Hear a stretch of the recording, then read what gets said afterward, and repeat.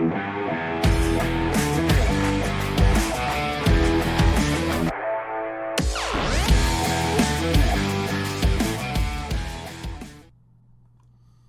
everyone. Welcome to a very special edition of the live stream. Very special because here we are, and you're here. That's what makes it special. I am your Kevinly Father, Kevin Williams, and we yell and chat truth to power. So let's get right to it. This is KK Macaroni.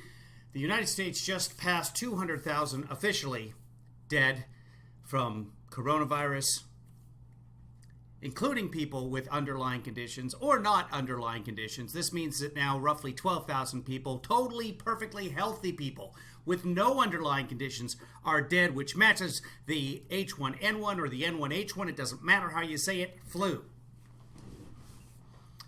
Hi, Danielle. Hey, 06077518675449. Hey, Kim. Kim was first. Allison, welcome. Everybody else who's in here, good to see you. If you want to chat, you can do that on whatever platform you're on. A lot of people watch it up on the TV. If they've got a smart TV, they chat on their phone. That's one way to do it. You can use your computer. Or if you really want to chat and be the fastest chat, lately it's been YouTube. So youtube.com/KevinlyFather. Don't forget to like us on YouTube. And let's go from here. This is Kayleigh Macaroni. I haven't watched this yet, but let's enjoy together. President of the United States to exercise his constitutional duty.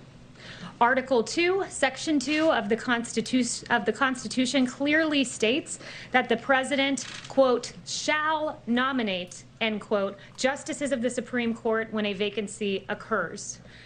That is actually wrong. Right off the bat, that is incorrect. It does not say when a vacancy occurs. That's just made up. They don't outline it. Yes, you can assume it. And yeah, I think the president should nominate a Supreme Court justice. That should always be done. Unfortunately, the Senate set the rules last time that they should not be sent forth. So right off the bat, there's one lie. I need a buzzer. Here. This is the truth. And the old broken bell is a lie. Still sounds pretty good, actually. So, No matter the time, no matter the politics of the day, the president is the president. There's nothing in the Constitution that says the president stops being the president in an election year. The president has already... Well, I mean, if he's impeached and convicted, then yes, there is.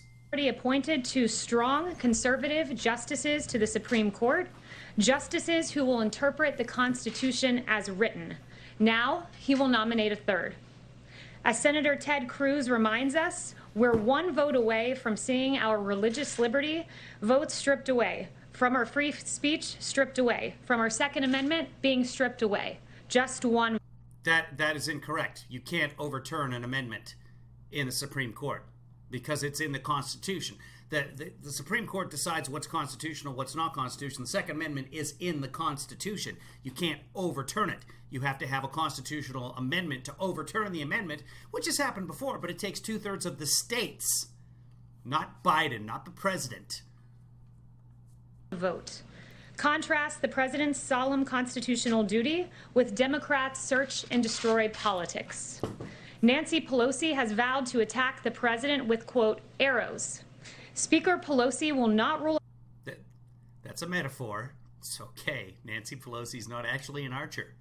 We haven't reached the Hunger Games yet. And if we do, I've got dibs on District 13. Right here, that's mine. Pick your district, people. Oh, Kim, you are totally District 3. Impeaching this president for doing his job, for fulfilling his constitutional obligation. AOC said that impeachment is an option, quote, on the table. Dennis, I just think it's unfair to call her stupid. I mean, when it comes right down to it, we don't actually have any evidence that she's, stupid. I think it's unfair. Absolutely. This president will always put America first. He will always protect American citizens. We will not see diseases like the coronavirus come here. Okay, she might be a little bit stupid. Just a hair. Man, I had to milk that out to get to that, Dennis. I couldn't find it. Pick a district. They're all the same. While Chuck Schumer stood by... Sure. There's nothing in the Constitution that says how many Supreme Court justices there have to be. So you could have 3. You could have... theoretically you have an odd number so that you don't end up with a lot of ties. The vast majority of Supreme Court votes are 9-0 anyway. By the time it gets to the Supreme Court, they look at it and say, well, a lower court really screwed up on this. And if there is a tie, it's not a big deal, and it's happened many times. It just goes back to the ruling of the lower court. So say that a state court, Florida, says, Bush won the election. If there's a 4-4 tie, that just goes right back to the lower court, and then Bush wins the election. So that is they really shouldn't be. I'm not going to say anything. I should not. The Republicans right now could be screwing themselves. I mean, really screwing themselves. Let's move on. Nodding approvingly. The plan of House Democrats is so rabidly radical that even Democrat Senator Tim Kaine has rebuked the radically radical. She has all the best words. Calling the idea of using impeachment to delay a Supreme Court vote, quote, foolish. Some Democrats already have a backup plan if they don't get their way on this nomination. Yeah. Congressman Joe Kennedy said if he holds a vote in 2020, we pack the court in 2021. Okay. It's that simple. Yeah. Senator Ed Markey went further. No Supreme Court vacancies filled in an election year, he said. If he violates it when Democrats control the Senate in the next Congress, we must abolish the filibuster and expand the Supreme Court. They were going to do that anyway. Senator, the president is elected to abolish the filibuster, not expand the Supreme Court. That wasn't part of the plan, but they can. 4-year term. Oh, yeah, let me finish. Sorry. So I didn't want to get sidetracked there. But yeah, so if a president wants, they could nominate 28 people to the Supreme Court. And if the Senate approves them all, then they all go on the Supreme Court. What is ridiculous, what the Constitution does say is that the Senate must advise and consent. So now that the Republicans have literally said, this is what's going to happen, we are going to have, I can find it because I got it yesterday, Lindsey Graham yesterday, who I have in a file called Lady G, just because I'm petty, he said this yesterday. Audience would fill in the gap that I'm facing, but we're going to have a process that you'll be proud of. The nominee is going to be supported by every Republican in the Judiciary Committee, and we've got the votes to confirm the justice on the floor of the Senate before the election, and that's what's coming. They've got the votes to confirm the judge in the Senate before we even know who the nominee is. I'm sorry, but that's not advise. You can't advise the president of whether or not this is a good person to have a lifetime appointment to the Supreme Court, to be the ultimate judge of whether something is constitutional or not constitutional, without even knowing who the person is. You want to talk about constitutionalists, you want to talk about strict interpretation. It's just so hypocritical. But as they pointed out many times, this situation is completely different than when Obama was trying to get Merrick Garland in. And here's why. Back then, the Senate, the Republican Senate, didn't want to do it. And now they do want to do it. Completely different. Completely different, libtards. Why you can't see that is beyond me. You cannot unilaterally reduce it to 3 years. The president is the president. Democrats cannot win their argument on the merits. They cannot win on the merits. On the merits is what she was trying to say. Precedent, so they must search and destroy. Don Lemon said the quiet part out loud last night. He said this: we're going to have to blow up the entire system if the president does his job as outlined in the Constitution. He did not say if the president does his job as outlined in the Constitution. He said we're going to have to blow up the whole system, which, again, was a metaphor. That's the difference between Republicans and Democrats. We fight to protect the system. We fight to protect the Constitution. Oh, hold on. Christopher Ryan didn't get notification of us being live. Stephanie, that was your job. I told you to go knock on his door, make sure he was awake as soon as the thing started. God, I just can't depend on you, Stephanie. When Democrats say outright, we are going to blow up the entire system because we do not get our way. Okay, first off, you can't blow up a system. That's not a thing. It's just an expression. This president will proceed undaunted by Democrat threats. President Trump will fulfill his duty. President Trump will appoint the next Supreme Court justice. President Trump will protect religious liberty. President Trump will protect our freedom of speech. President Trump will protect our Second Amendment. Under this president, our rights We'll protect our freedom of speech unless the Democrats say something. Then, oh boy, all bets are off.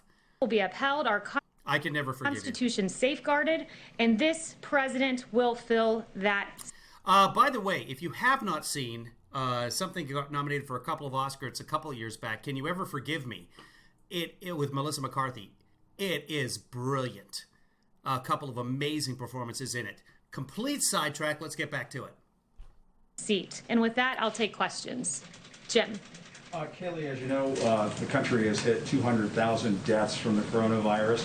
What do you say to Americans who are outraged over this and blame this administration for so many lives lost in this country?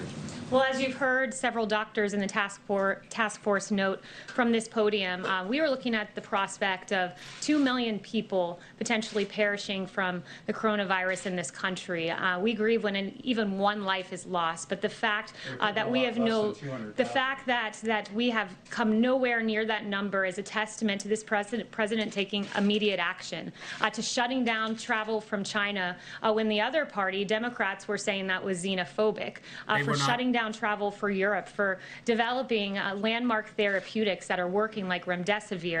Remdesivir already existed. And when you look at the fact that excess mortality, Europe has experienced a 28% higher excess mortality rate than the United States. It's a testament to the hard. That is a bogus statistic, and the White House will not provide any evidence of that. No one's really sure what they're talking about, but we think they're talking about the CFR. Yeah, it's... Anyway, well, I'm moving on. Hard work done by the task force and this president. And if you don't mind, if I could follow up, last night the president... Sorry, they're not talking about the CFR. We got over that, but no, they're using bogus stats. Because they're talking about excess mortality, but if you throw in all the countries of Europe, especially if you throw in the European part of Russia, you're talking about over 700 million people. So yeah, they're supposed to have excess mortality. Of course they have excess mortality. They've got twice the number of people of our country. So to only have 30% excess mortality, when you compare it per capita, the U.S. has way more excess mortality per person. That's what they did. The president said at one of his rallies about the virus, I think he was talking about younger Americans, he said it affects virtually nobody. By the way, open your schools, everybody open your schools. But he said to Bob Woodward, it's not just older people, it's young people too. At 200,000 deaths, shouldn't the president be telling people the truth about this virus at his rallies? The president is telling people the truth, and you're right, Jim, that he was talking about... He's saying that it affects virtually nobody and that it doesn't affect young people. He's not telling the truth. Jim, but you're, again, taking the president out of context. I have his full quote here, and you're right that he was referring to young people. He said this... Well, I'm not taking it out of context. If I said he was talking about younger people, then I'm not taking it out of context. You are taking it out of context because you're making an assertion that he's not giving... He's literally saying, he's giving it context by saying, I think he was talking about young people. That's context. Critical information when in fact he is, and I will underscore exactly what he said, and he said... No, there's no context to critical information. This, in some states, thousands of people, and they've had nobody young, below the age of 18, like nobody. They have a strong immune... That's not true. Every state has had at least one child die. System. That is factually true. Okay, maybe not every state. What I'm saying is New Jersey, the one that he always quotes from Governor Murphy, actually did have a kid die, and more kids are dying all the time. You can go to the American Academy of Pediatrics website, the Children's Hospital Association, and they list out a number of states that have had zero pediatric deaths. The coronavirus and then spread it to older people. And as But the president didn't say, in some states, they actually haven't had any pediatric deaths. He did not say that. He said virtually no one. Since the very beginning. And for the president of the United States at 200,000 deaths to go out to his rallies and say something like it virtually affects nobody and that in some states it's not affecting young people, that is glossing over the fact and really diminishing the fact that young people can catch this virus and spread it to older people. Younger people can also be sickened and killed by this virus. Jim, do you have the quote there with you? I have the quote here, yes. Yes, it is exactly as I just read it to you, that in several states, they have had zero. He never says several states. That's not part of the quote. That is not part of the quote at all. I have it. Here we go. Pediatric deaths. I have the entire list here: Arkansas, Delaware, District of Columbia, Hawaii, Idaho, Kansas, and the list goes on. And as you may not know, Jim, the COVID has a 0.01% mortality rate for people under the age of 18. So Right. We've talked about that before, and that's about 400 kids now. it is not a disease that affects young people in the same way as older people, which is the exact point the president was making last night. Yes. One person, Kayleigh, who does believe that the president has... Hold on. I'll play that quote for you so you know. And I'll play it in the context that I put it in last night. Give me a second. And that's from this morning. Here we go. Okay, and I'll bring this over. Here we go, kids. This is what we do if you're joining us for the first time, by the way. We'll play the stuff and put things into context for you. A lot of times they'll be talking about stuff that you have no idea because you have a life. You don't have time to watch all this kind of crap. And either I watch it or you share it with me, which I appreciate. I get sent stuff all the time from my people. We call them the Kevinly family. And I appreciate it when I get this stuff. Here's a little bit of context for what they're talking about right now. This is a quote from the president when he was talking to Bob Woodward in March, and then a quote from last night that he talks about so we can see it in context, and then another quote from the president. Here we are. Now it's turning out it's not just old people, Bob. Just today and yesterday, some startling facts came out. It's not just older young people, to plenty of young people. So, in some states, thousands of people, nobody young, below the age of 18, like nobody. They have a strong immune system. Who knows? You take your hat off to the young because they have a hell of an immune system, but it affects virtually nobody. It's an amazing thing. By the way, open your schools. Everybody, open your schools. I wanted to always play it down. I still like playing it down. It affects. Stop. It affects virtually nobody. Not true.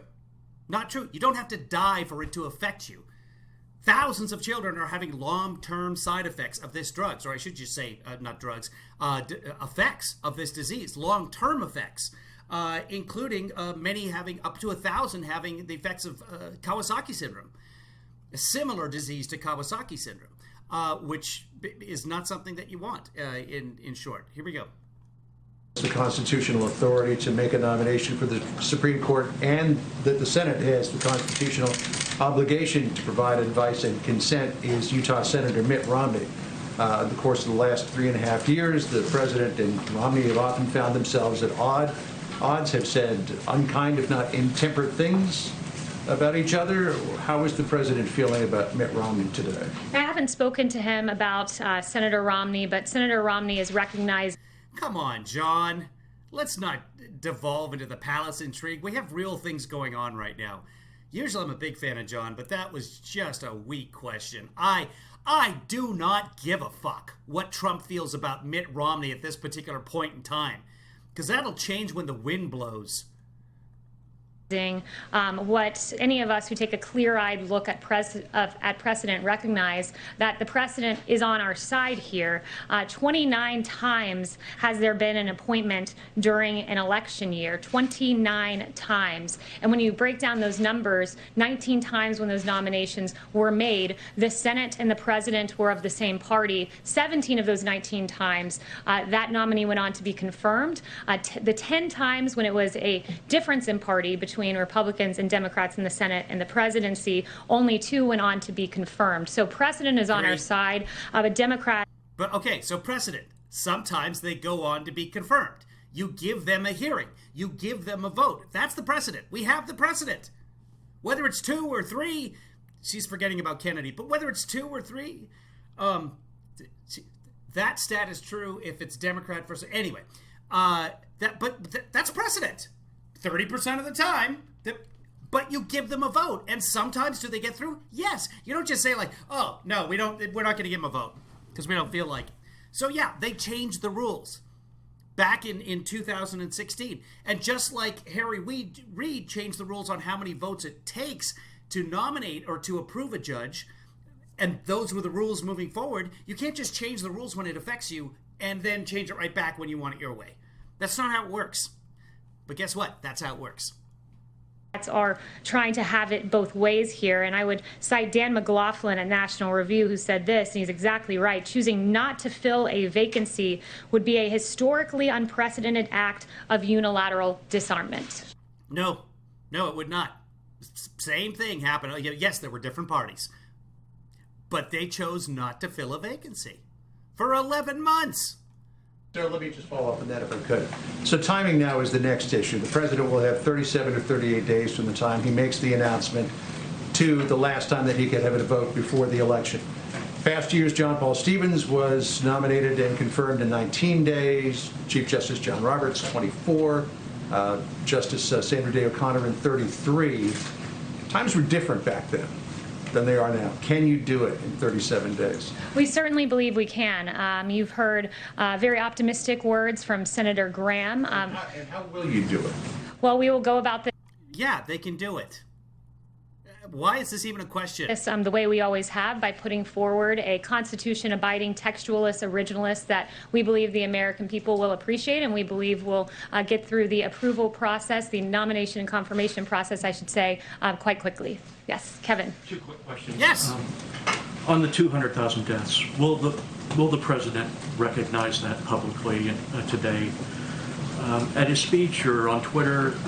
Will he be flying the flags at half-staff again? Because they're probably already still flying for Ruth Bader Ginsburg at this point.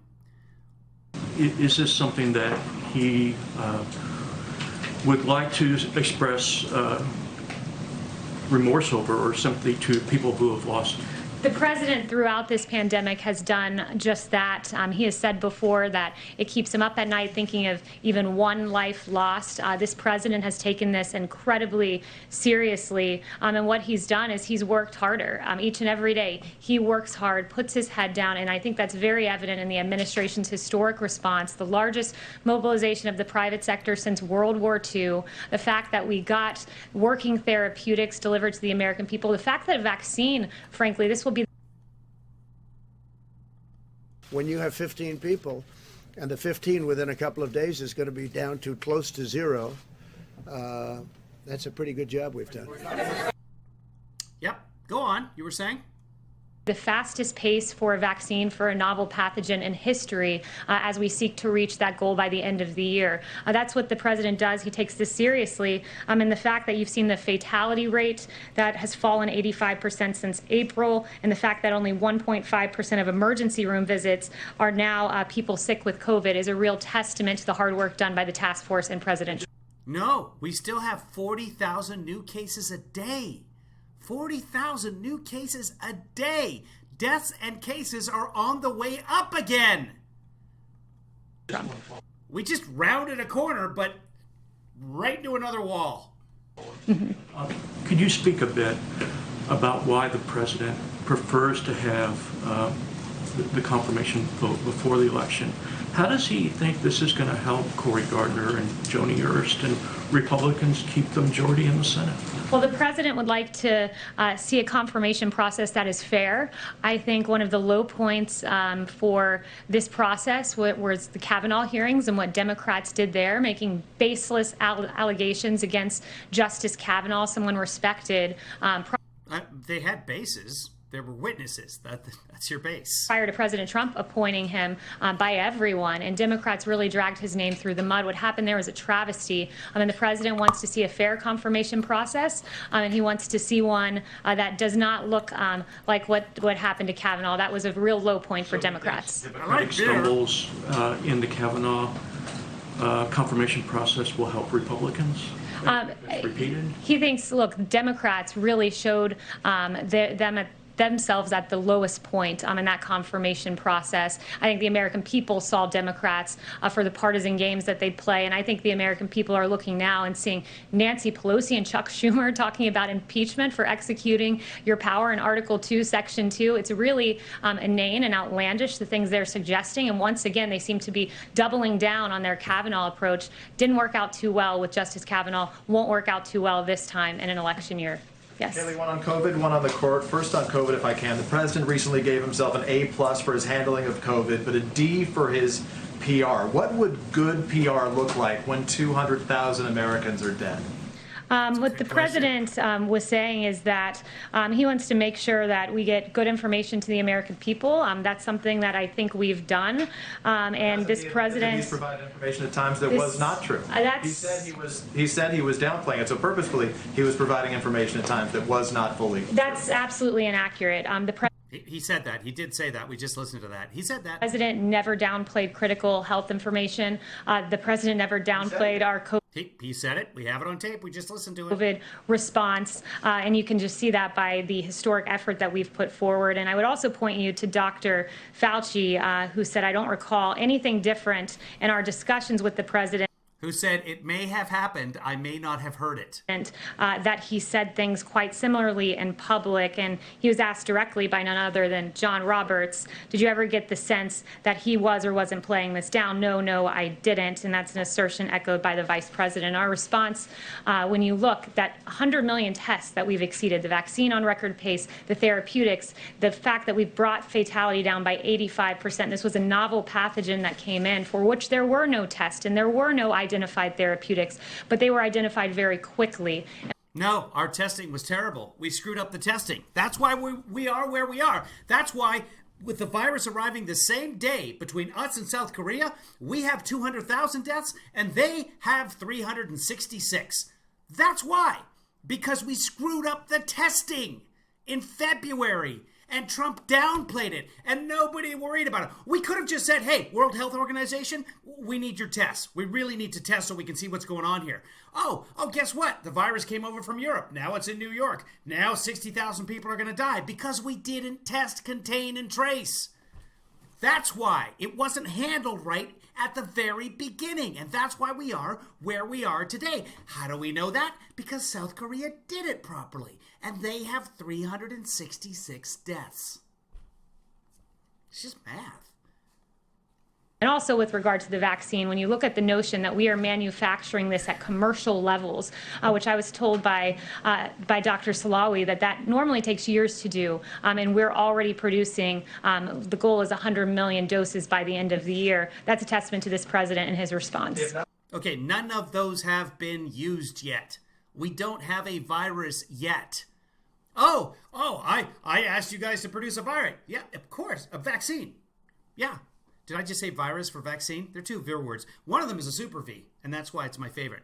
Yeah, exactly. No true, Kayleigh. None of these vaccines are effective. What is Plan B for the White House? Look, you're asking a hypothetical. We have 6 vaccines. We have 6 American. The vaccine is a hypothetical at this point. You just were talking about hypotheticals, Kayleigh. Vaccines that we've identified, 3 of them in phase 3 clinical trial. There's also one. We're getting there, and by the end of the year is the goal. And so when you say, what will we do if they're not approved? We all hope for good news, but what? Mark, I don't have to know anything about hot pockets. We can look at the data. We have actual data. We know that South Korea, by March 12th, had tested 220,000 people in South Korea, with 1/6 the population of the United States. 220,000 people. Take a guess at how many the United States had tested by March 12th. Take a guess. If they're not approved, what will the White House? We have 6 candidates. We are a strong belief that we will identify one, hopefully more.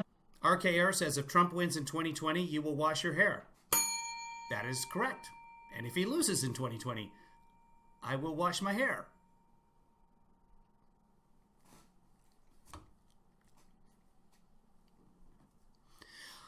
Anyway. Than one working vaccine by the end of the year, producing them in advance. We already have a distribution plan. And All hypothetical. When you compare this, I think context matters. Ebola taking 14 months to get to phase 3 clinical trial. We already have 2 candidates in phase 3 clinical trial. Ebola took 3 years to get to completion. We will have done this in under a year, the fastest rate for a novel pathogen. That's really cool. Hey, how many people died in the United States from Ebola?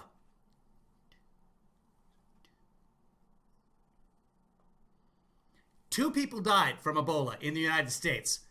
And Trump wanted Obama to resign because of 2 people. He's literally done 100,000, 2,000, 20. Yeah. It just, I was saying it. My brain said it's 100,000 times more. And then my brain said, no, that can't be. It can't be 100,000. Yeah. Trump's dealing with the coronavirus is literally 100,000 times worse than Obama's dealing with Ebola.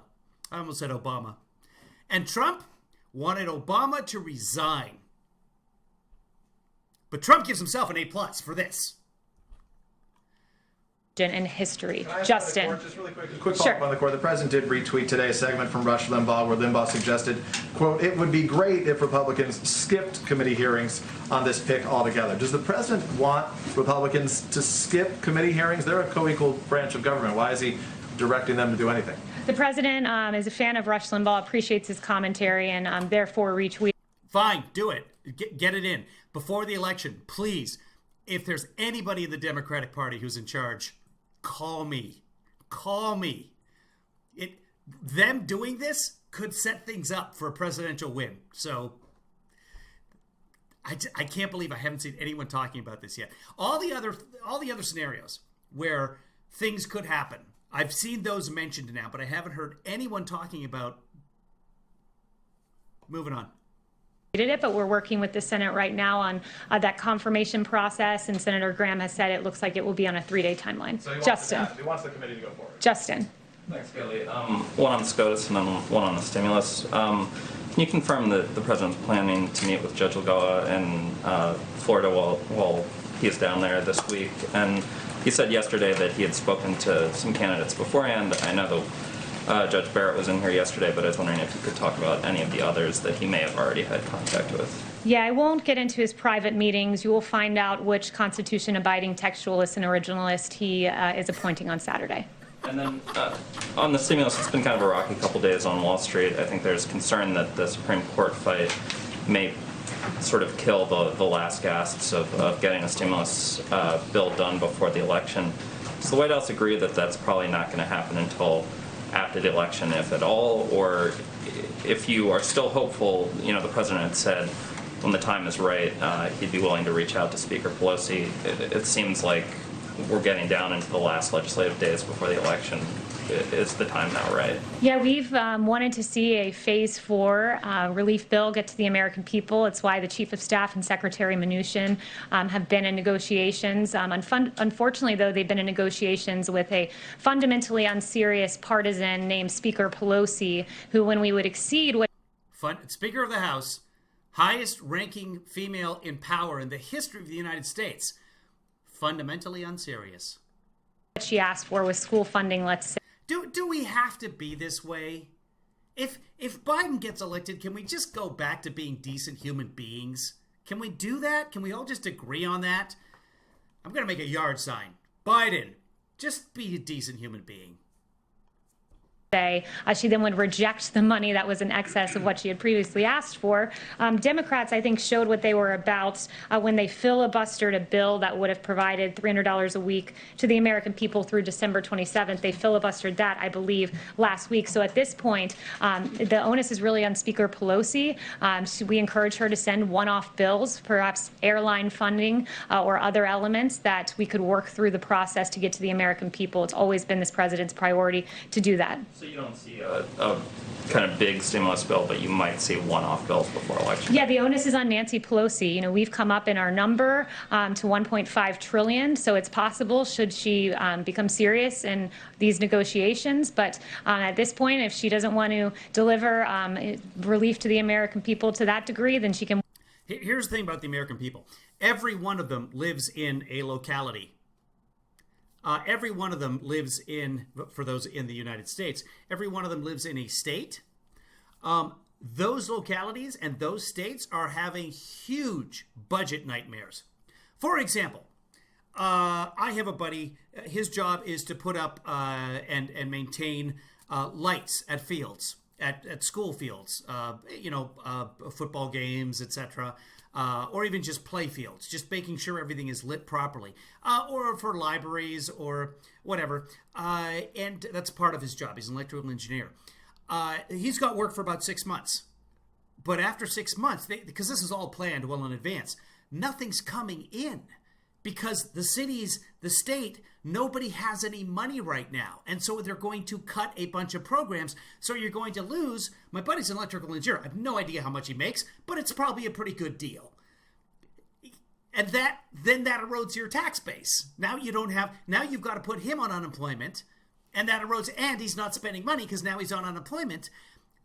My buddy will happen over and over and over and over again through communities throughout the country. And if we don't give money to the cities and to the states, the police are going to be defunded. Cities and counties will have to cut the sheriffs and the cops, and we will be defunding the police. And that is exactly what the Republicans are doing right now. Exactly. Where do you cut? You cut essential services. Because, yeah, they're essential, but we just don't have the money for it. And why? Well, because we got to bail out the airlines. You know who needs help is the cruise ships. One off some bills that we would look at and be. I said in the United States, Paul. You're absolutely correct. Puerto Rico, D.C. Trump just gave a bunch of money to Puerto Rico, so I'm glad you brought that up. Mission accomplished. I managed to hit the camera. I've had these waiting here for 4 days. Honestly, this is tougher than it looks. All right, that's enough of that. Thank you, Paul. Happy to move forward with, because the priority has always been getting money to the American people, which is why the president has had those EOs on evictions and unemployment insurance and student. The important part is I'm having fun. Loans and evictions. Yes. The first presidential debate is a week from today. How do you expect the Supreme Court issue to impact that debate? Yeah, so, a lot of that is for the campaign with regards to the debate, so I'd have to refer you there. But I think the American people are going to get a very clear-eyed look, as they have with the previous two nominees we've made, of what this president stands for, that he wants a judge. Marcy points out that Hawaii would be happy to absorb Guam. Speaking of absorption, here you go, Hawaii. Mission accomplished. Who will protect our fundamental rights, our essential liberties, who looks at the Constitution as written, not trying to fancifully interpret that document, who looks at the plain meaning of statutes and implements that and rules in a way that a true textual. All these constitutionalists. It's so dumb. It's so dumb. Marbury versus Madison. If the Constitution is so clear and doesn't need to be interpreted, the Supreme Court doesn't need to exist. That's their whole goddamn raison d'etre. Name that movie. Would. This is a president who will protect the Second Amendment, who will protect the First Amendment, and these fundamental rights are at stake.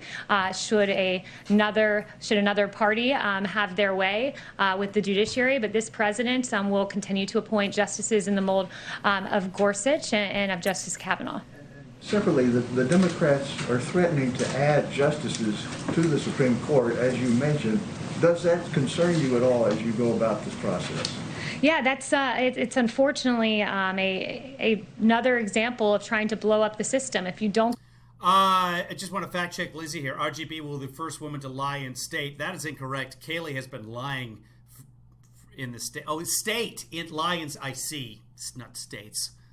Sometimes I get your way, Democrats will blow up the system. They will change the system. They will trample on the Constitution. And, I would point them to the words of Justice Ginsburg, who called court packing a bad idea. She called it partisan. She said 9 seems to be a good number. I think packing the court was a bad idea when President Franklin Delano Roosevelt tried it, and I'm not in favor of all of that. Yes. Anita. She did say I had a question on the virus, but I wanted just to follow up on Justin. He asked about the Speaker. Has the President called the Speaker about the recovery bill, and why not if he wants to get this done? Is he calling other lawmakers as well? I'm not aware of any conversation that they've had. There have been communications through the Chief of Staff, through the Secretary of Treasury, but until Speaker Pelosi becomes serious in her negotiating, instead of she's engaging in political drama, we're really at a stalemate. So it's engaging in political drama, says the woman who just called the Speaker of the House unserious, fundamentally unserious. But as long as you're not engaging in political drama, I think we're good. I think we're probably covered there. Really, the ball is in her court to become serious in these negotiations. It would carry more weight if the President called than Mark Meadows, correct? They've been negotiating, and when we believe the Speaker's in a serious spot, we can move forward with other conversations. But at this point, when you ask for a certain amount of school funding, we exceed that, and then you reject the excess for school funding. It just really shows where her mindset's at. And my question on the virus was that some polls are showing that a majority of Americans don't trust what the President is saying on the virus vaccine. And I wondered, you all keep talking about the vaccine possibly coming out. How are you going to get people to believe that the vaccine is safe and that people should go get it when it does come out? What is the process going to be looking like? Yeah, so I think first I want to point out that several of the doctors have been on the record and have said that this vaccine is going through the same rigorous process it should. As Dr. Hannes said, I've repeatedly said that all FDA decisions have been and will continue to be based solely on good science and data. As Dr. Fauci said, certainly there are no corners. I can ask. Green Room, Allison is asking if you can see her. Being cut here, and several others like Secretary Azar have been on the record on this. So the members of the task force have all said this is going through the rigorous FDA process, and it will be a good, safe, and effective vaccine. Yes. Just following up to Anita's question on the vaccine, how soon would the President feel comfortable taking a vaccine himself? And would he support a non-American vaccine, perhaps even from China or Russia? So first I would say this, that the President has been on the record saying, I'm happy to be the first person to take the vaccine or the last person, whatever is best for the American people. He believes it'll be a safe and effective vaccine and one he would certainly be open to taking. And he said this, I'm going to really say something that is not like me. I don't care. I just want to get a vaccine that works. I really don't care if it's another country. I'll take my hat off to them. But currently I think the other vaccine in phase 3 clinical trial is the one in Oxford. Yes. Just to Is it time for an OAN question? clarify on the Mitt Romney development. With Senator Romney's announcement, does the President think he actually has a bulletproof group of Republicans who will vote no matter what, even before the nominee is named? Or does he fear some defections after that nominee is named and the confirmation hearings begin? No, he thinks his nominee is going to be someone with a stellar track record, someone who, as I've mentioned, several of the qualities, will be a textualist, who will be an originalist, and someone who we believe Republicans will really rally around. And Senator Graham said that he believes that he'll have the votes, and we'll leave it to the senators at this point. But this will be a nominee that will really, I think, unify Republicans. Well, the President has been a pretty good nose counter. Does he think he has 51? I missed the first part of what you said. The President has been a pretty good nose counter. Does he think he has 51? Yeah, I think at this point he's just trying to select the nominee. I haven't spoken to him about the vote count, but we believe that Republicans will remain unified, and we believe that this nominee... The President has not been a pretty good nose counter. That's not... No. Remember this? Remember this at 2 a.m.? Will get across the finish line. Yes. The President is giving a healthcare speech on Thursday. Is this finally going to be his long-awaited comprehensive healthcare policy? Because there are doubts that such a thing actually exists. No. It'll be an executive order. He'll call it an act. It'll be just nonsense. It'll be catastrophic plans. It'll be I'm lowering the cost of prescription. Oh, it's going to be about surprise billing. It's going to be about cost transparency. You know, because when you break your leg and go to the hospital or you have a heart attack, you're like, how much is a stent? Oh boy, you know what? I'm gonna just check with Mother of Mercy over on the other side of town. They're gonna save me a couple grand. It certainly does exist. The president, in the next week or so. It certainly does exist. When you're at the point where you have to say that your health care plan, no, it really does exist. It totally does. It totally will be laying out his vision for healthcare. Some of that has already been put out there, like telemedicine and lowering the cost of drugs. But the president and protecting pre-existing conditions. But the telemedicine was not put out there. Yes, telemedicine was increased during COVID, but that's because of COVID, not because of some brilliant idea that Trump had. It doesn't really help anybody get insurance. The president will be laying out some additional healthcare steps in the coming, I would say, 2 weeks. Yeah. Oh, yes, 2 weeks. Good. I think so. There it is. Kayleigh. 2 weeks, so never. Could we have him appoint the justice in 2 weeks? A very short period of time, if you don't mind. I have 2 questions. The first is, the president has said Roe v. Yamich does have 2 questions. Raid would be overturned if he got a chance to change the balance on the court. He said in 2016, quote, if we put another 2 or perhaps 3 justices on, that will happen. Is that the ultimate goal here, to overturn Roe v. Wade? The president and the administration would not ask a judge to prejudge a case. And I would point you to the rules set by none other than Senator Joe Biden at the confirmation hearing of Ruth Bader Ginsburg, when he instructed no questions on how Ginsburg will decide any specific case that would come before her. And as Justice Ginsburg said in her confirmation, no hints, no forecasts, no previews.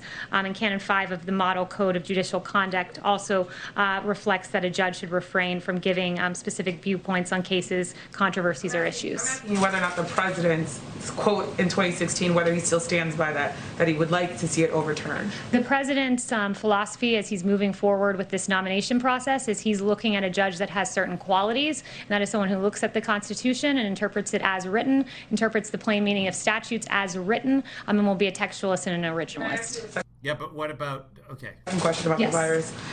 Again, we've marked the fact that 200,000 Americans have died from the coronavirus. Could you again try to reconcile the president telling Bob Woodward that plenty of young people, quote his words, plenty of young people are affected by the coronavirus, with him saying last night in front of a crowd that virtually nobody young dies and gets affected by this virus? I'm wondering if you could just reconcile those two. Why did he tell Bob Woodward that plenty of young people are impacted by this virus, but not? To put that into context, this is from the Bob Woodward's tape and last night. So I'll play this for you for those of you who just came into the room.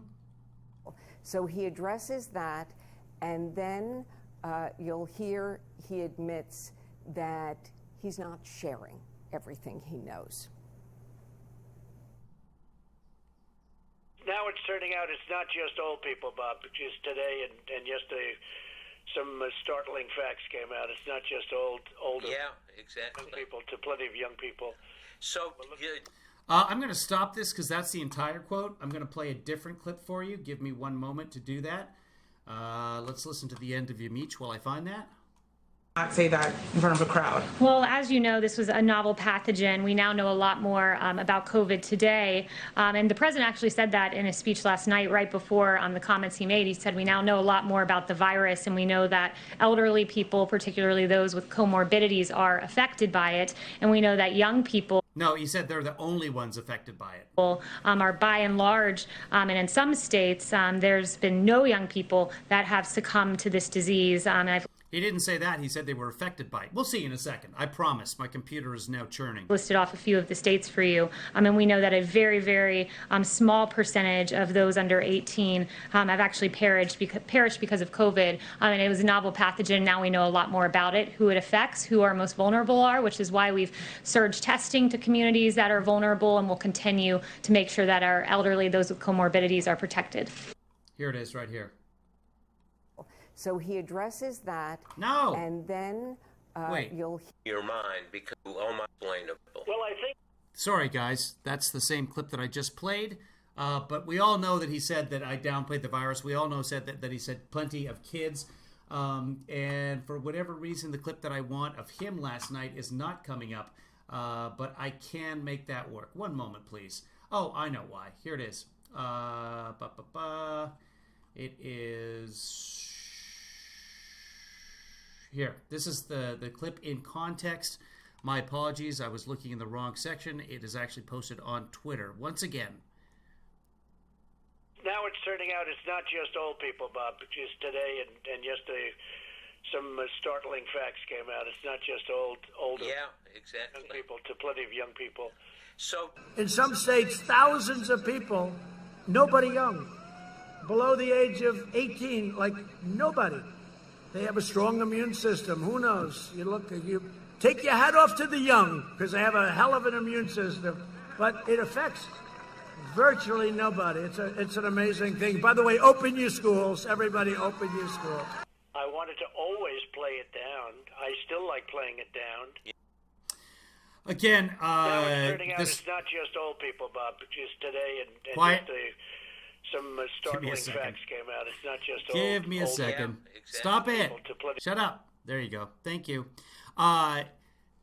Virtually nobody gets it. 6% of the people who have it, according to the CDC, and die from it, have no comorbidities. So just healthy people. And they die. Many of them older, some of them younger. 29-year-old hockey coach, 29-year-old kids hockey coach just died in Texas. They had a hockey tournament. You know, the kids are skating and moving and all this. It's in Texas. There's no mandate to wear a mask while doing sports in Texas. 30 kids, more than 30 people caught it. The coach caught it too, and now he's dead. 29-year-old hockey coach plays hockey, catches it, and dies. But that's virtually no one, really. Yes. And not continue to try to not have panic. He told Bob Woodward that he wanted to downplay it and play it down to not cause panic. You don't think he's doing that still? The president has never downplayed critical health information. Dr. Well, then what exactly was he downplaying? Fauci, as I noted to you, said point blank, no, he didn't, and that's an assertion of the Vice President Pence. Dr. Fauci did not say that. Dr. Fauci, and again, he's very diplomatic. He's very careful with what he said. I can play, but basically Dr. Fauci said, I didn't see him say that, but he may have said it. Who led the task force made as well. Yes. Thanks, Kayleigh. The administration has filed an appeal to the Supreme Court on apportionment, trying to make sure that people in the country illegally are not counted when congressional seats are handed out. Sorry, a little muffled. Texas is one of the states that would lose a seat if those people are not counted. The Constitution says that the people in a state are the number that are used for apportionment. Are people in the country illegally not people? And why does the president not want Texas to have more seats rather than fewer in the U.S. House? Yeah, I haven't done a deep dive into that legal case. I can look into it and get back to you. Yes. Can I ask a separate question? Sure. At the top of this, you mentioned that Democrats have talked about impeachment, and you also said that a president doesn't stop being president in the last year. Is there any, not that they're actually going through the impeachment at the moment, but is there anything to prevent an impeachment in the final months of a presidency?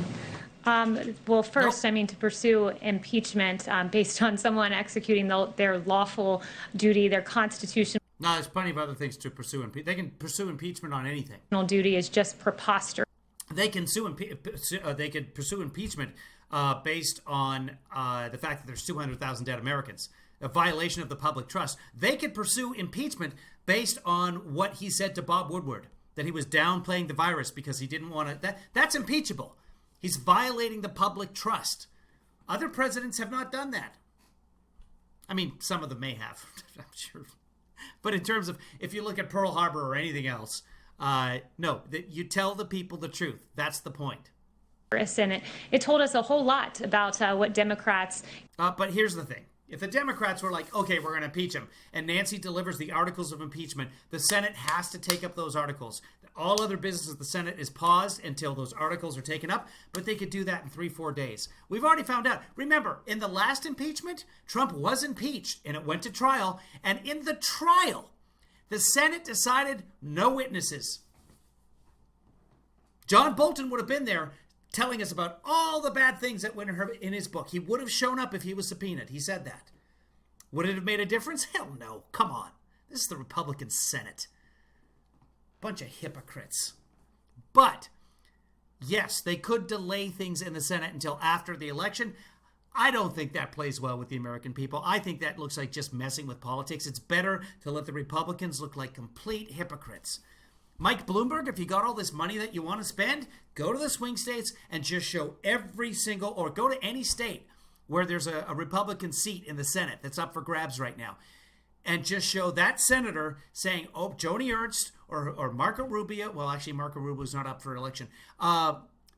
Is he? Could be. Anyway, I think he's up next 2 years from now. Somebody can fact check that on me for me. And show those ads. Show those senators saying exactly what we know that they said, and then what they say today. Use impeachment for. It shows that they've always viewed impeachment, at least in the Nancy Pelosi era, as a partisan tool to take down a sitting president, to disempower the American people who voted to empower President Trump. They've used impeachment as... The American people did not vote for President Trump. The American people voted for Hillary. That's the constitutional. I'm kind of a constitutionalist. I'm an originalist. It's not the way this country works. The American people voted for Hillary. Trump gets to be the president because of the electors. 306 of them. So I'm supposed to give a shout out to O.T. Laurie. The political tool, and that will be the Thank you, Chris. Rubio's up for election in 2 more years. The history and the record of Nancy Pelosi. And now she's on the record saying that she would even use impeachment to try to undo the Constitution. On the record? It's not a court of law when she's talking to ABC this morning. And particularly Article 2, Section 2. That is shameful but unsurprising from the Speaker. Yes.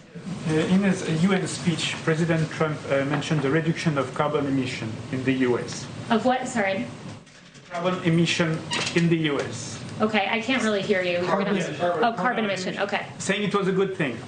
Because it's connected with the reduction of use of coal, is it to say that decline of coal is a good thing? I would just note that on greenhouse gas emissions, we have decreased them as the U.S. has become #1 in the oil and natural gas production, but we've simultaneously reduced greenhouse emissions. Yes. Right, but is that a good thing that there's 5,300 fewer coal jobs now, before the pandemic, than when Trump took office? How he was going to save coal and clean coal and all of this? There's now 5,300 fewer jobs in the coal industry than when Trump took office. That's just a fact. Is that a good thing? They're not going to say. They're not going to say. No. Is it good that coal has gone down? It's good because it reduces our carbon footprint. Yes, absolutely. Trump's not going to say that because he needs the coal states. I also wanted to follow up on the speech the president prepared for the UN General Assembly. He hit China really hard, and the Chinese ambassador, in introducing President Xi, responded, accusing the president. We'll watch that next if you guys want to. If you want to watch the speech to the UN, we can do that after this. This has been going on for a while. I'm almost impressed.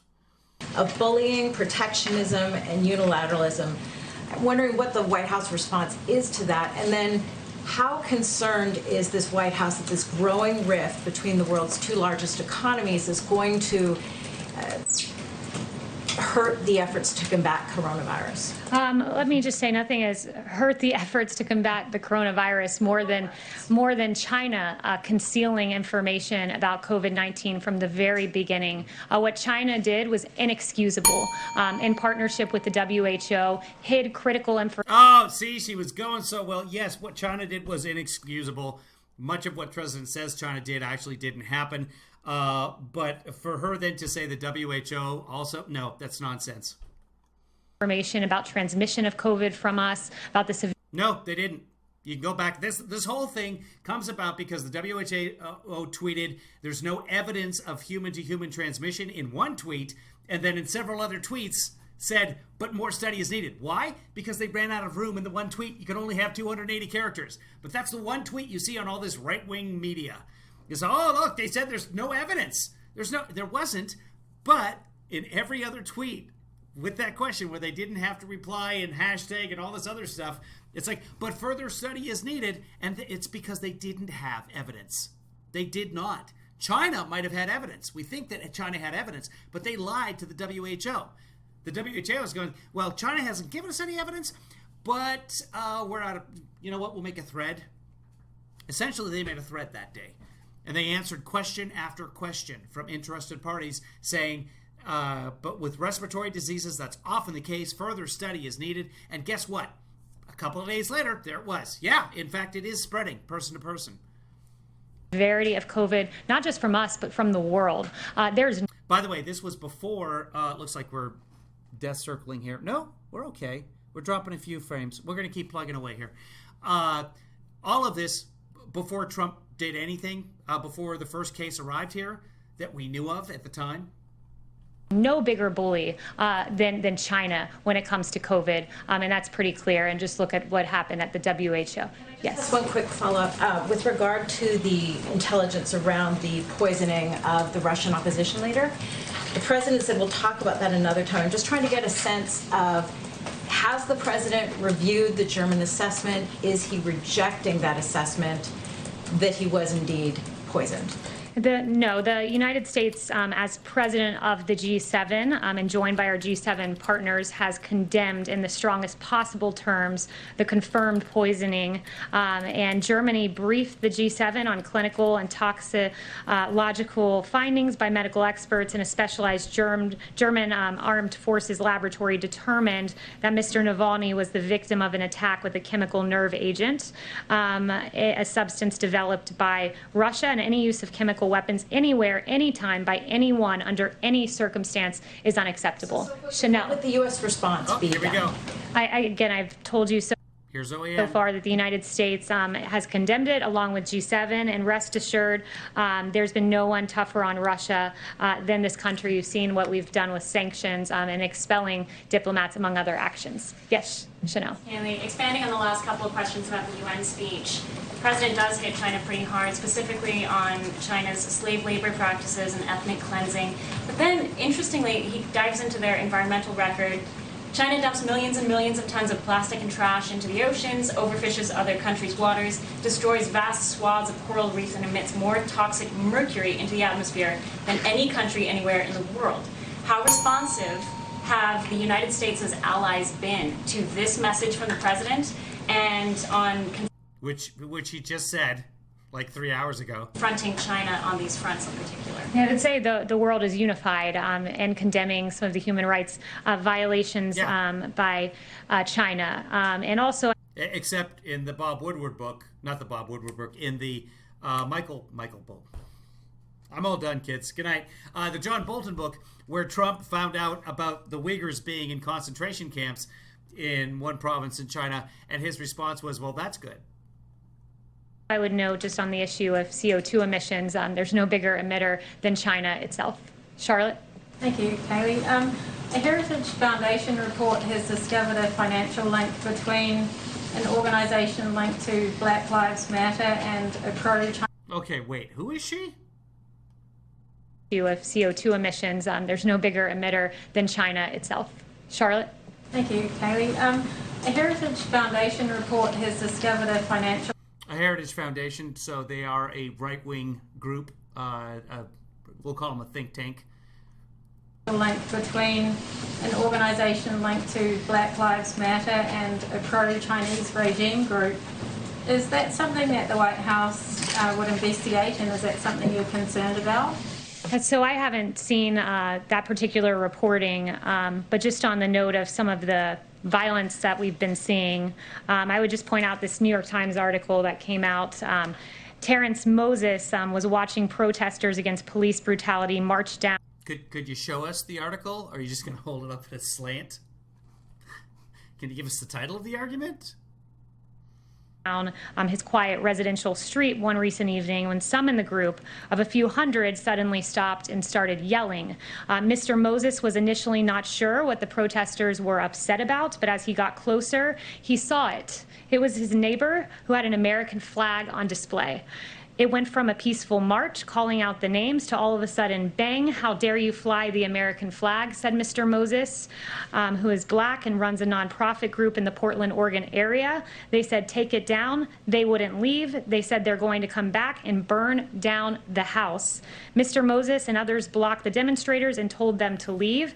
Mr. Moses said, we don't go around terrorizing folks to try and force them to do something they don't want to do, who runs a nonprofit group that provides support for local homelessness people. He said, I'm a veteran. I'm for these liberties. It is shameful, the violence we've seen in our cities that is now spilling into suburbs across the country, and good work and good reporting by the New York Times on that. Now I'd like to invite Lieutenant General Keith Kellogg to the podium to discuss a disgruntled former detailee. General Kellogg is a 3-star general, a veteran of the Vietnam War and Operation Desert Storm. General Kellogg has been supporting President Trump from the beginning and has been by the president's side for major foreign policy decisions. General Kellogg, please. Thanks.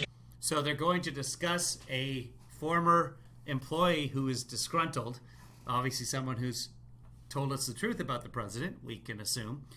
This would be a violation of labor laws in most states. Kayleigh, good afternoon. I'm Keith Kellogg. Olivia Troy worked for me. I fired her. The reason I fired her was her performance. He cannot, again, in most states, you cannot tell the reason that you fired someone. It has started to drop after 6 months working on the task force as a backbencher. She was responsible for coordinating meetings, bringing people together. She's the one who said, Trump, the virus is a good thing because I don't have to shake hands anymore with these disgusting people. That's what she says Trump said. And when the performance level dropped off, I went to the Vice President of the United States and recommended she leave. I'm the one that escorted her off the compound. What she has said, I have never heard. That's never happened. And I've been through every single meeting of the task force, been with the president and the vice president through every meeting. What bothers me about what Olivia said. This is General Kellogg, and he is talking about Olivia Troy, an aide to Vice President Mike Pence. And as he now speaks at the White House press briefing, we're going to pull back because news has been made, as you know, from watching Kayleigh McEnany speak. We'll keep our eye on this briefing and monitor it, of course, as we always do. Our own Chris Wallace, as you know, will be moderating the first presidential debate next Tuesday. He has just released the topics. They include Trump and Biden's records, the Supreme Court, COVID-19, the economy, race and violence in our cities, and the integrity of the election. Okay, so Trump and Biden records, that's standard. Supreme Court, of course. COVID-19, that's what everybody. The economy, that's always the case. Race and violence in our cities, that is a Trump topic. And the integrity of our election, Trump topic. So, advantage Trump. But only because the last two, but Biden can really capitalize on this, on the race and violence in our cities.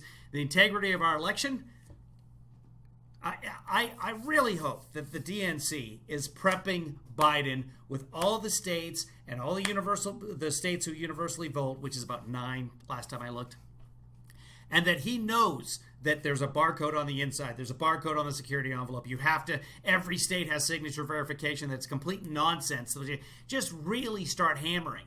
And Biden should be saying, don't believe me, folks. Fact check this yourself. And all of these topics should be listed on a website with references to actual fact-checking organizations and or the evidence itself. This should all be prepped. Let's see. Can we go look at Kellogg? Give me a second here. We got President Trump's address, but let's see if we can catch at the end of that presser. I don't know how much else Kellogg states there. Before we do that, this is what they're talking about. Let's pull her over. Really? Here it is. We can watch this if we pull it over, and I'm going to disappear for a second and be back. I'm Olivia Troy.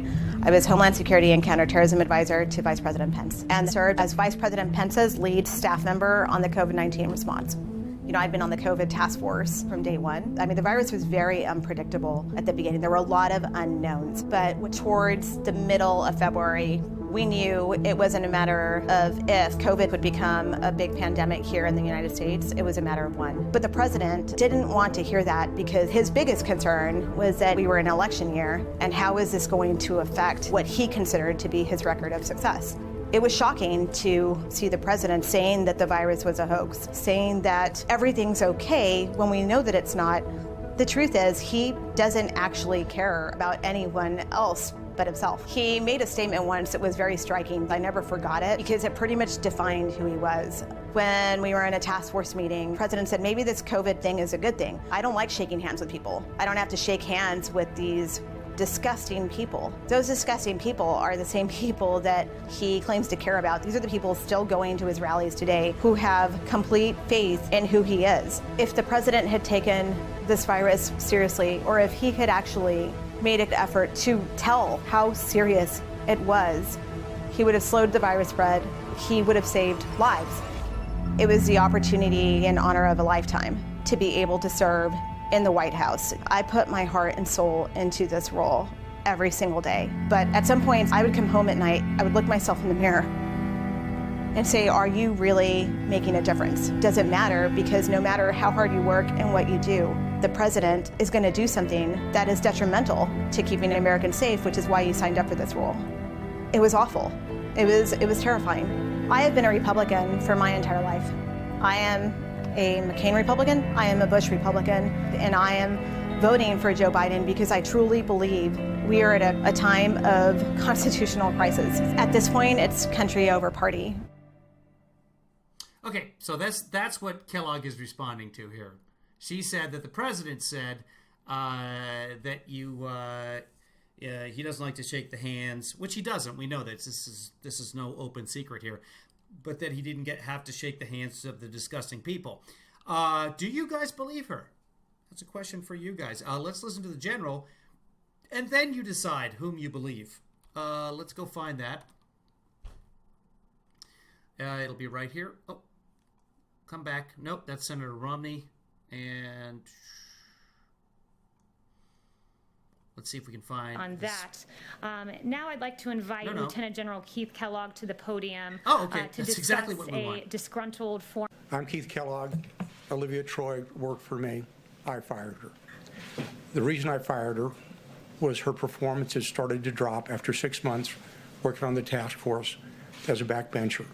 She was responsible for coordinating meetings, bringing people together, and when the performance level dropped off, I went to the Vice President of the United States and recommended she leave. I'm the one that escorted her off the compound. What she has said, I have never heard. That's never happened. And I've been through every single meeting of the task force, been with the president and the vice president through every meeting. What bothers me about what Olivia said is by insinuation, the disparagement of the task force, the vice president, and the president of the United States. When you look at what the task force has done, we are now facing the worst pandemic we have seen in over 100 years, and we're fighting through it. We are this close to a vaccine that will work. It's not a thing. That's not an actual metric of anything. We're this close. We are this close. We're this. Oh, that's better. Look at that. We used to be, and now we're. Thank God. China's like this, and a lot, and then this close. We are finally fighting through it, and we're developing some opportunities to make sure the American people are protected to a vaccine that will work. We are finally fighting through it. We are finally fighting through it, because we haven't been fighting through it this whole time. That is a Freudian slip, Mr. Kellogg. Snap, crackle, and pop, asshole. I'm kidding. He's not an asshole. He's a general. But yeah, that is a mistake. And we're developing some opportunities. And he realized what he just said. To make sure the American people are protected as we go forward. That when we've had the doctors that are out there, when the comments she has made, when you looked at the Dr. Fauci's, Dr. Birx, and Redfield, Stephen Hahn, Dr. Giroir, all of these doctors who worked exceptionally hard for the American people. The president has made some critical decisions all the way along the line. Tough decisions. He made a decision on the China travel ban when we had less than a dozen known cases here in the United States. Yeah, because it was recommended to him by the task force. You should know that, General. You're starting to be an asshole. No, he's not an asshole until he proves he's an asshole. So far, so good. He was the one who set up the air bridge, working with commercial companies, so we would develop and bring in PPE in 27 hours instead of 27 days. He's the one who went to companies like 3M so we could more rapidly manufacture the N95 mask going forward. You know, his job. By the way, he did all of that really late. He's the one who drove all of those efforts. And I heard the comments made about the people. Washington State doesn't send out text messages, but you can check your ballots online. California does send out text messages every step along the way. Washington State may do that now at random. Check into it because it's brand new to California as well. We have lost. Do not think for a minute that that has not bothered us. It does. Because we know on the task force, several of those people, scores of those people, died without relatives because they couldn't get in because of COVID. We know that. Scores of them died on ventilators. Scores? Scores? I'm sorry, but scores is 20. 20, 40, 60, 80. Yeah, so like 30,000 scores. When they're under sedation, because they didn't have an opportunity to see their loved ones. That bothers us every single day. Don't think it doesn't. And it bothers the president.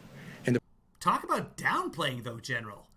Jesus Christ, scores? The president's been very confident that we're going to get to a solution. You want a president. You want a leader that displays confidence that we have something going forward, that we're going to win and beat this virus. And that's what he's done all the way along the line. I'm very proud of the President of the United States. I'm very proud of the Vice President of the United States. I'm okay, this guy's an asshole then. Very proud of the task force and the work it's done. I am not so proud. Remember that, Olivia. remember as we kind of almost started to flatten the curve in the middle of the summer, and then the Pence article, the opinion piece came out in the Wall Street Journal saying what a fabulous job the Trump administration has done. Remember that? The lady that we just saw that said that Trump said he didn't want to shake the disgusting hands, that lady helped write that piece with Penn. It was essentially her piece. That was her job. So yeah, for him to say he's proud of Pence for saying that we've done an amazing job. Remember what happened after that? Woo! There go the cases. There go the deaths. And now we're at 200,000. So yeah, should you regret that? Yes. Should you be proud of Pence for saying that? No. No, you should not. Troy. So General Kellogg, should the president be having these big rallies? Thank you, Lieutenant. There you go. Great question for Jim Acosta. Should the president be having these big rallies? It's a good question. Green Room gives you a ring. General, we appreciate you doing this. What we have here with this former disgruntled detailee and with Miles Taylor as well, these are not profiles in courage, but these are profiles in cowardice. Less than 2 months ago, now disgruntled former detailee Olivia Troy proudly declared that she was serving in the Trump administration and it had been, quote, the honor of her life. She just declared that in the video as well. She served in the White House. She served her country. That is the honor of her life. Troy said, quote, I have witnessed firsthand how dedicated and committed all of you have been to doing the right thing. She wrote that just about a month and a half ago. Troy failed to... I don't know which letter she's talking about, so I can't fact check that. Speak up, and she struggled to keep up because she was constantly complaining about how exhausted and overwhelmed she was coordinating conference calls and scheduling meetings. Troy's detail was cut short, and now she's cutting commercials for a fringe club of, quote, never Trumpers who are desperate for relevancy. And the price of admission to this club is fabricated smears and flat-out lies against President Trump. Troy joins the similarly irrelevant Miles Taylor, CNN's latest contributor. Taylor proudly posed for a photo with the president, smiling ear to ear. When was that? Taylor wrote that, quote, "It was the honor of his lifetime to serve as DHS Chief of Staff." But Miles couldn't go the distance. Those who knew Miles during his short time in the administration knew he could not get results. After he left, DHS actually got the results in securing the border, building the border wall, and more. Desperate to please his new Silicon Valley friends, Miles made up lies against President Trump to fit in. He can now rest easy at Google, having earned his anti-Trump credentials and the approval of his big tech peers. Neither of these individuals. Good on him. You go, Taylor. Knew the president, but they are certainly trying to profit off of their time here in the White House. Flat out lies. And thank you, General Kellogg. Doesn't matter whether they knew the president or not. She was present at all of the task force meetings, every one of them, until her firing. And the president would occasionally drop by, see what was going on with COVID. For setting the record straight. Thank you. Can we have some follow-up questions, Kayleigh, as long as we have someone from the task force here? So at random says that she mentioned that how great a job everybody was doing in either a video or an interview. She was outwardly supporting the administration out of duty and was sickened by it, partially why she quit. Yeah, I think she was on Rachel or something at some point, saying how she couldn't be two-faced like that. So that's the end of that. Does anybody want to see the president's address to the UN? We'll do that if we want to. You guys are on about a 15-second delay, so I'll give a few seconds for you guys to come up with your answers. Do you guys want to watch the president address? We can do that. And then we also have, what do we have? We have the interview for Monday. We have the White House remarks from yesterday, the helicopter moments. Yes? Okay, let's watch the attack on China. Looks like I've watched 2 minutes of this. It's 7 minutes long. I'm going to let you guys watch the first 2 minutes by yourself. The United Nations General Assembly, 75 years after the end of World War II and the founding of the United Nations, we are once again engaged in a great global struggle.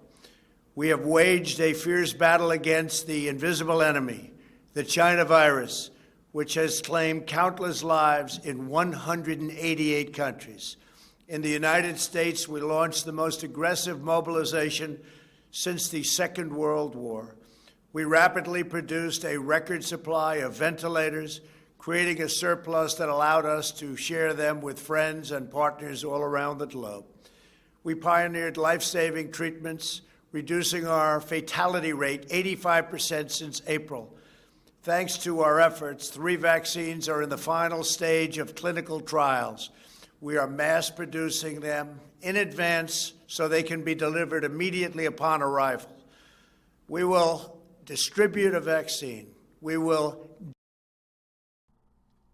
By the way, he's using a teleprompter. Just saying. Defeat the virus. We will end the pandemic, and we will enter a new era of unprecedented prosperity, cooperation, and peace.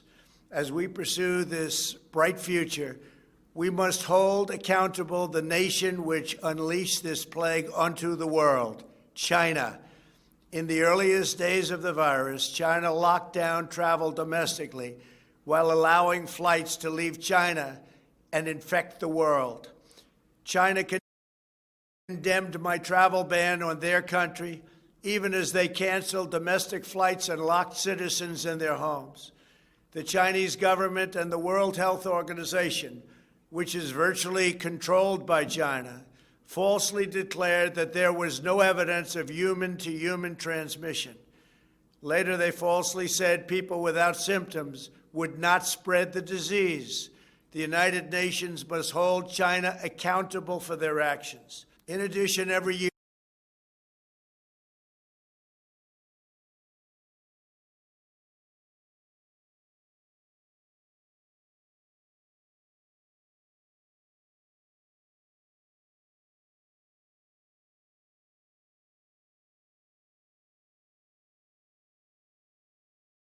China dumps millions and millions of tons of plastic and trash into the oceans, overfishes other countries' waters, destroys vast swaths of coral reef, and emits more toxic mercury into the atmosphere than any country anywhere in the world. China's carbon emissions are nearly twice what the U.S. has, and it's rising fast. By contrast, after I withdrew from the one-sided Paris Climate Accord, last year America reduced its carbon emissions by more than any country in the agreement. Those who attack America's exceptional environmental record while ignoring China's rampant pollution are not interested in the environment. They only want to punish America, and I will not stand for it. If the United Nations is to be an effective organization, it must focus on the real problems of the world. This includes terrorism, the oppression of women, forced labor, drug trafficking, human and sex trafficking, religious persecution, and the ethnic cleansing of religious minorities. America will always be a leader in human rights. My administration is advancing. Was I muted for that? Did you guys hear me explain why the whole travel thing in China was not true? But let me know if you didn't hear that. I'll explain it. Religious. I apologize for that, guys. Again, my mic covers up the thing that tells me that my mic is off. It's not a great setup. I know. Liberty, opportunity for women, the decriminalization of homosexuality. Okay. Yeah, we shouldn't criminalize homosexuality. He's right. Here in the United States, where he's president, we don't. But again, we don't. As long as we don't allow those trans people to serve in the military, that's the important part.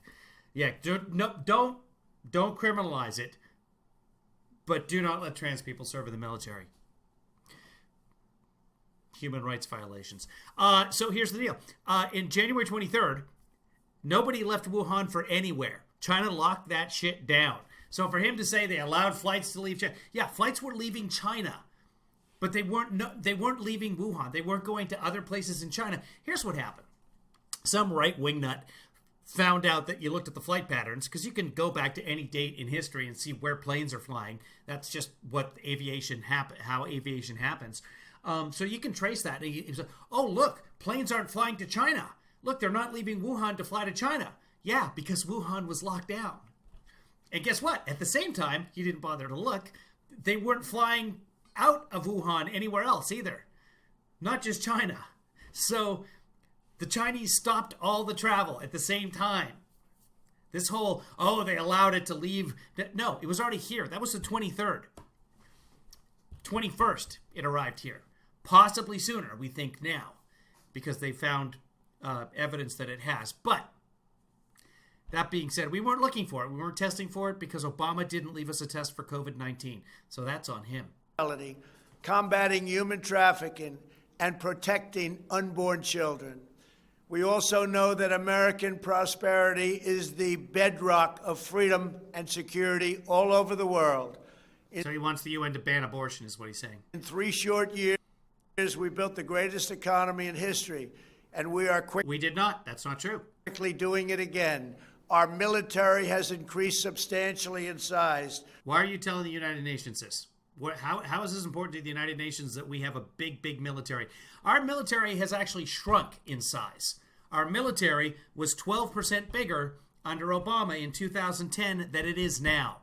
We have fewer soldiers in the military today. We spent $2.5 trillion over the last 4 years on our military. We have the most powerful military anywhere in the world, and it's not even close. Yeah, we stood up. We have since World War II. To decades of China's trade abuses. We revitalized the NATO alliance, where other countries are now paying a much more fair share. We forged historic. That's not. He's taking responsibility for that, but basically it's the economy that has revitalized that. Better economies, 2% becomes a much higher number. Partnerships with Mexico, Guatemala, Honduras, and El Salvador to stop human smuggling. We are standing with the people of Cuba, Nicaragua, and Venezuela in their righteous struggle for freedom. We withdrew. It's hard for him to do these routines in the UN without all the audience for the laughter. From the terrible Iran nuclear deal and imposed crippling sanctions on the world's leading state sponsor of terror. We obliterated the ISIS caliphate 100%. The Kurds did, so that's a United Nations thing. That's good. He's giving Kurds the credits. Killed its founder and leader, al-Baghdadi, and eliminated the world's top terrorist, Qasem. No. Fact check that right there. We know for a fact, because he said it so many times in 2016, Hillary Clinton and Obama were the co-founders of ISIS. Not this al-Baghdadi. He's just left holding the Baghdadi. It's funny because it's terrorism. Pause for laughter.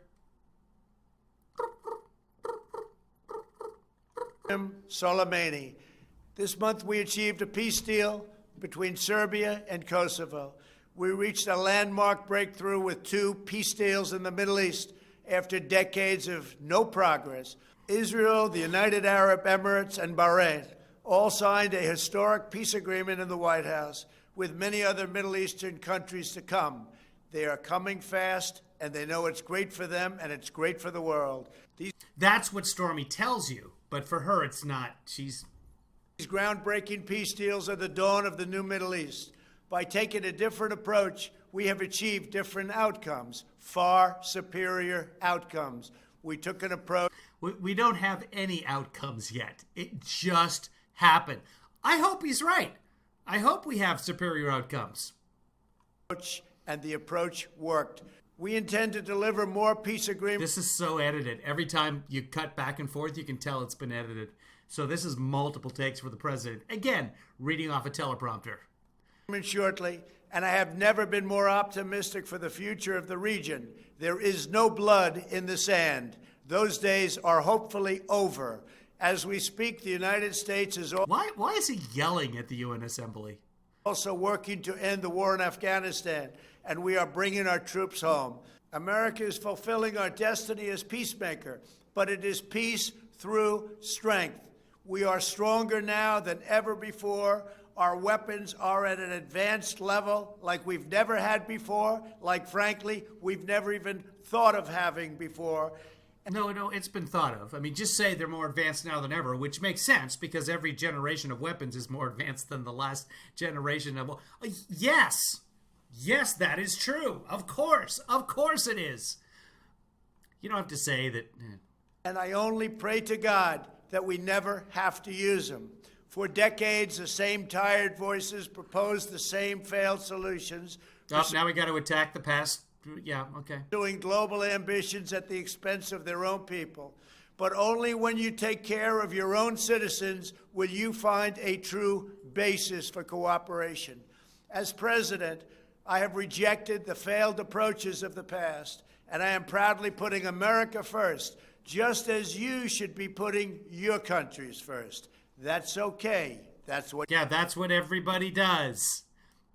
Although a lot of countries put themselves first. And, I mean, let's be fair, so does Trump. What you should be doing. I am supremely confident that next year, when we gather in person, we will be in the midst of one of the greatest years in our history, and frankly, hopefully, in the history of the world. Thank you. God bless you all. God bless America. And God bless the United Nations.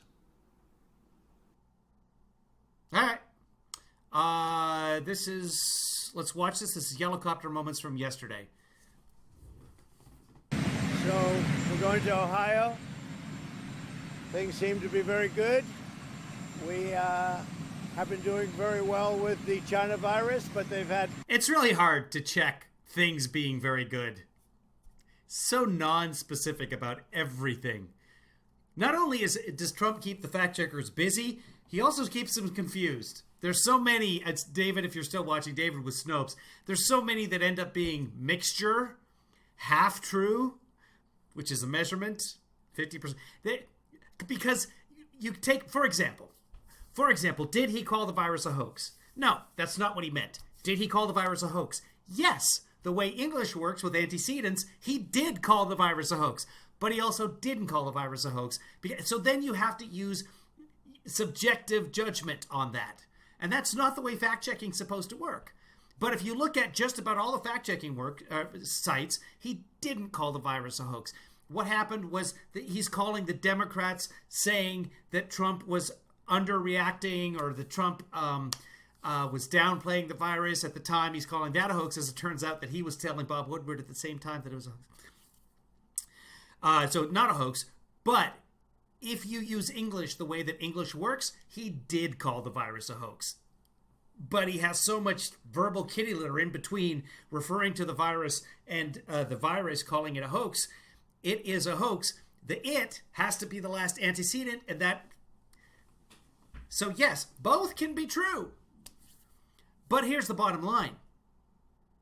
Whether or not he intended to call it a hoax, because of his extremely poor Englishing, most of his supporters think it's a hoax. Maybe not most. I don't know. But we've all seen his supporters who refuse to wear a mask, who refuse to social distance because it's a hoax. And where do they get that from? They get that from him because he's so bad at Englishment. Just about spilled. No worries. I have some paper towels. Pretty big spike in... Yes, it's their new hoax. It goes back to the... That's how pronouns work. You got to use the antecedent, the virus. That's... Yes, you're absolutely right, Kim, and I've said before, and I will say it again, he did say it. It's not what he meant, but he did say it, and that's what many of his supporters heard. And he hasn't bothered to clear it up. Europe is... He's not said the virus is not a hoax. He's never said that. You know, in UK in particular, and I'm sure they'll have that under control, hopefully soon. But we're in very good shape. The vaccines are coming along. I just got a report. 200,000 dead the next day. The vaccines are coming along rapidly. Therapeutics are coming along very well, and we'll see what happens. But too bad about Europe. Too bad. Mr. President. Some areas of Europe are experiencing spikes, nowhere near what we are, except France. England, by the way, is going to lock down again. Israel just locked down again, a hard lockdown. Boris Yeltsin just said, Boris Yeltsin, sounds wrong, that they are at a pivotal point and they're going to have to clamp down on things again. France is clamping down on things. Why? France just had, I can pull up the numbers for you, but it's the numbers over there are insane. Here's the bottom line. If you open it, the numbers will spike. If you open the schools, the numbers will spike. If you open the universities, the numbers will spike. The virus doesn't care how you feel about it. It just doesn't. Let me find France here. France, we are looking at, it's way down the list of countries, by the way. France, I see France. Come on, show me. France, yesterday, 5,298 new cases. And for a country the size of France, that is bad. 53 new deaths in France yesterday. Very bad.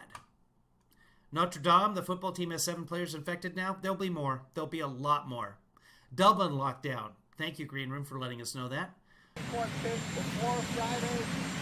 I would say on Friday or Saturday I'll be announcing the pick. It's 5 women are being... It's Saturday now, by the way. Looked at and vetted very carefully. 5. And we'll make a decision probably Saturday, but Friday or Saturday. Do you plan to meet with any of them in person? Do you plan to meet with any of them in person before you make your decision? Yeah. I like how he's always telling the reporters to be louder. Well, he's standing in front of a fucking helicopter. I will. When do you plan to do that? During this period of time. Do you think all 5? This period of time. I don't know. I doubt it. But in person? I doubt it. But we'll meet with a few, probably. So all 5, I doubt it, but we'll meet with a few. That's 3 or 4. Just, okay. Talk to any of them yet? What do you guys think? Is it going to be Amy or is it going to be the Latina? Those are your options right now. He's got to win Florida. He's hurting in Texas. He is vulnerable in Texas. We can believe that. But again, anything can change. And there's still the October surprise. You're going to get the Durham report. He's going to use that as, oh, look, there was a spying in Obama and Biden and all that sort of thing. You think it's going to be Amy? I would go with the Latina. And forgive me for not knowing her name. I know her name, but I don't have it in me right now. When I'm doing, like if I'm driving through traffic or I'm managing multiple screens plus the mic and all that sort of stuff, the part of my brain that finds words, that part of the brain is occupied moving things around. So somebody find me, so there's 2 leading candidates. They were talking about them on Fox and Friends this morning. I'll show you a little clip from Fox and Friends, which I find unfucking believable. But come on, somebody come up with her name. Have you talked to any of them yet? I have. Today? I have. Today and yesterday, day before. Would you rather have a vote on your nominee before the election or after? Well, I'd much rather have a vote before the election because there's a lot of work to be done, and I'd much rather have it. We have plenty of time to do it. I mean, there's really a lot of time. So let's say I make the announcement on Saturday. There's a great deal of time before the election. That'll be up to Mitch and the Senate. But I'd certainly much rather have the vote. I think it sends a good signal. And it's solidarity and lots of other things. And I'm just doing my constitutional obligation. I have an obligation to do this. So I would rather see it before the election. What would be... Well, we'll have to say, I would think that would be very bad for them. I think their voters, the people that voted them, put them there because of a certain ideology. Or Barbara Lagoa is the other one. Amy Coney Barrett and Barbara Lagoa is the Latina that I couldn't think of. A certain feel, and they don't want to... And she's not only Latina, she's a Cuban American. And you can win Florida based on the Cuban vote if it shows up. Typically, Hispanics show up at 50% for whatever reason. I'm not in charge of that. I'm just saying those are the numbers. But Cuban Americans show up at a slightly higher rate than that in Florida if you can get them to show up. So I'm gonna go with Judge Lagoa. I think that's what's going to shake down to, because there's no telling with Trump. You can't predict what he's going to do, because what he's going to do is not based on any reason. It's based on his gut, and who knows what his gut is going to tell him. He will pick the one who praises him most. That's the bottom line. The one who pledges loyalty to him in so many words, that's going to be whom he chooses. Somebody do that. I think it's very bad if they do that. What would be your concern if it happened after the election, sir? The last words, supposedly the last wishes of Justice Ginsburg were made up, because it supposedly came from her granddaughter. Yeah, it just sounds to me like it would be somebody else. I don't believe.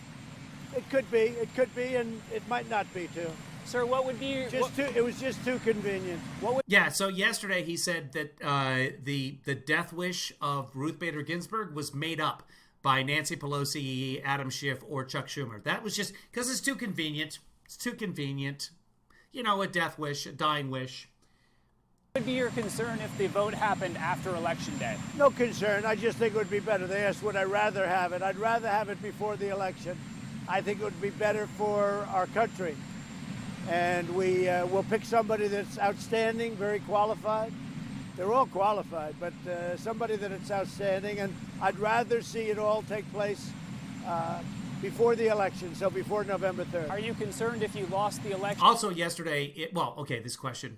It would be harder to get the person confirmed. No, I don't think so. No, I think we're going to win. If you look at the polls, the real polls, we're doing very well. We're going to Ohio tonight. So the follow-up question there should be, well, if you're confident of winning, why choose now and risk dividing the country? We're packed. We're packed everywhere, so we've never had spirit like we have now. So his justification is because we're packed at the rallies, which he calls peaceful protest, friendly protests, which is not a thing. You don't have friendly protests. But the rallies are packed. During a pandemic, people pack into his friendly protests. That's the reasoning. That's the reason. 4 years ago, the spirit now is greater even than it was 4 years ago. What will be your message tomorrow to the UN? And did you just tape it? I did. I just did it. My message is a strong message on China, and basically, you'll see it. You'll see it tomorrow. But I just did it a little while ago. Are you leaning toward one candidate over another? Are you leaning towards? I have one or two that I think they're all outstanding, but I have one or two that I have in mind. Yeah. And is it poisoned Alexei Navalny? Say it. Who do you think poisoned Alexei Navalny in Russia? We'll talk about that at another time. Yeah, he does not want to say that Putin ordered the poisoning of Navalny in Russia. He just won't. He will not. He refuses to say anything bad about Putin, even though the international community and Germany, they're a partner of ours, by the way. They're not just like, oh, we trust Germany. They're part of the Five Eyes, the group of 5 countries who cooperate with intelligence data. Our spies are Britain's spies. Our spies are German spies, etc., etc. Although also we sometimes spy on Germany. Let's just not talk about that part. But the question was, who do you think poisoned him? Pretty simple question. Well, it was Russia. Nope. Say it. Who do you think poisoned Alexei Navalny in Russia? We'll talk about that at another time. Is Amy Coney Barrett one of the leading contenders in your mind? She's one of the people that's very respected, but they're all respected. She's certainly one of the candidates, yes. And when you go down to Miami, will you meet with Barbara Lagoa? I may. She's highly thought of, and she's got a lot of support. You know, a lot of people. I'm getting a lot of phone calls from a lot of people. She has a lot of support. I don't know her, but I hear she's outstanding. And sir, she's one of the people we're looking at. Did you push the DOJ to name Seattle and New York and Portland anarchistic cities? Well, I think they are, but that's up to DOJ. That will be up to the Attorney General. But certainly they are. If you look at Portland, you look at what's going on there. What a mess. Go ahead. And we could straighten it out. All Democrats, all radical left, we could straighten it out so fast. Go ahead. Yeah, depending on what Lagoa says to him. So this conversation with Lagoa, if she pleases him, if she pledges loyalty to him, she's the Supreme Court. If she does not, then it'll be Amy, because he's been talking about Amy for years. And again, the more he hears about somebody, the more he thinks, oh, they're respected because I hear about them. That's working its way. And we know that because I've heard good things, more and more. Franklin Douglas, for example. But also, when he dismisses somebody, the first thing he does, I've never heard of him. Some guy I've never heard of. Way through, I've given... Notoriety translates to respect for Trump. A preliminary okay. They will work at 2 great companies, Oracle and Walmart. Larry Ellison's a great genius at that kind of thing. The technology is incredible. And so if we can save it, we'll save it. And if we can't, we'll cut it off.